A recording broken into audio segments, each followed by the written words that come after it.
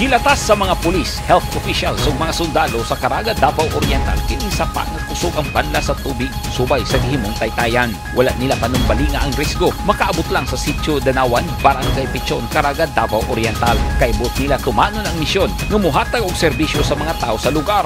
Dala nila mga school supplies, tsinelas ug food supply alang sa 30 ka pamilya nga nagpuyo sa komunidad nga miyembro sa tribong Mandaya nga nagsalig sa pag-uma hilabi na sa Abaca. Sakop kini sa 13 Mandaya sa villages nga nasakop sa Certificate of Ancestral Domain-01. Pag-abot sa sentro, nahupay-hupayan ang kakapoy sa mga nagmisyon. Diyang gisugat sila og kalipay sa mga tao. Ug wala maglangay, gisugdan dayon ang medical ug dental services nga gipanguluhan ni Dr. Chris Anthony Limen. Solar lights ang gipanghatag sa mga miyembro sa Revitalized Police Barangay. Mas nalipay ang mga bata kay nakadawat sila og complete sets sa school supplies. Ug gipang-apuran sab sila og mga tsinelas. Adunay food supplies nga iyaha sa Davao Oriental Former Rebels Association kon DOFRA. Nagpasalamat ang RPSB sa ilang mga partners na nagdunol og hinabang alang sa mga tao sa lugar.